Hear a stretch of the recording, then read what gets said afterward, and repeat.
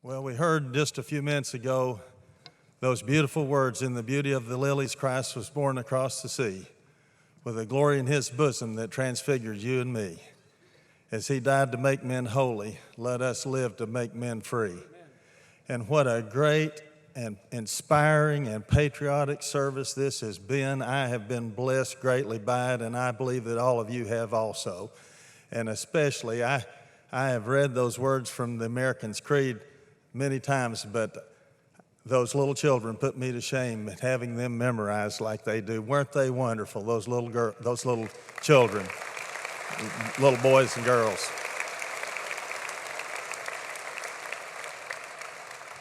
And I have to say once again, as I've said many times, I have known many good men in my life, many great men in my life, but one of the greatest I've ever known is your pastor, Clarence Sexton. He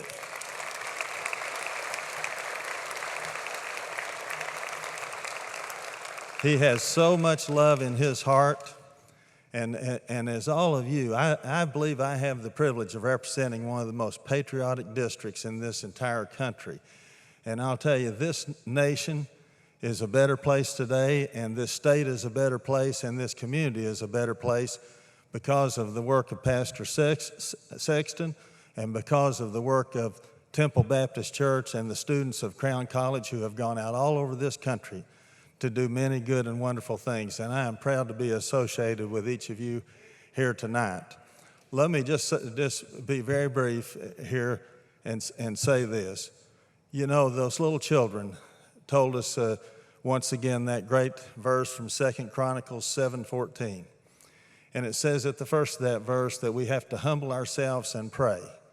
And I'll tell you, if we need anything in this country today, it's more humility as a nation, because you can't be a good Christian without having humility and realizing that every good thing in this world and every good thing in our lives comes from the good gifts of a great God. It says in Micah, he has showed you, O man, what is good. And what does the Lord require of you but to do justice, to love kindness, and to walk humbly with your God. And how blessed we are to live in this great country, the greatest country in this world. And we have too many people, unfortunately, who don't appreciate this country as they should. I have been saddened over these past few days seeing in our own hometown newspaper 3 columns saying that the football players who disrespected our flag were patriotic heroes. Well, I can tell you they are not patriotic heroes to me. And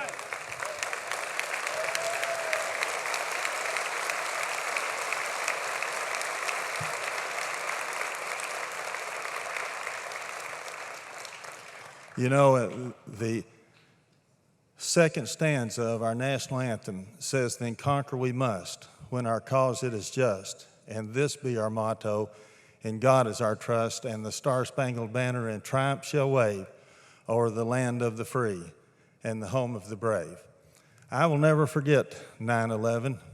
I was in my office in Washington, in the Rayburn House office building in Washington, D.C. At 8:46, one of my staffers stuck his head in the doorway and said a plane had just crashed into the World Trade Center. I turned on my television in time to see what they thought was just a different view of that same plane crashing into the World Trade Center, but then very quickly people realized it was a second plane. We were in shock. And the police officers came and told us to evacuate our building, and I sent my staff home.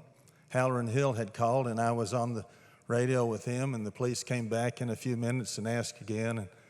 And they now believe that the people on Flight 93 that crashed in Pennsylvania was headed for the Capitol. And then finally the police, very nicely, they came and asked me to once again to leave. And so I drove away from the Capitol, and I drove by the Pentagon and saw the Pentagon in smoke and flames. And that's a sight that I will never forget. But we paused tonight to pay our respect and to honor those who gave their lives, almost 3,000 fellow Americans who gave their lives. And many, many of those people died trying to save others and actually saving others. And so we should honor them as heroes. You know, it says in Proverbs 3, 5, and 6, it says, trust in the Lord with all thine heart and lean not unto thine own understanding. In all thy ways acknowledge him, and he shall direct thy paths. We will never understand why bad things sometimes happen to good people. And we know also that everyone gets hurt by life at some point. But I can tell you this, we know and we believe in our hearts and our minds that God can bring good things out of bad. And we need to keep that in mind as we go through our lives and when we think about the happenings of this day. And I thank you, ladies and gentlemen, for showing your appreciation for this country, your love for this country, by taking time out of your busy schedules to be here tonight to honor the people who gave their lives and to honor this great country. Thank you very much.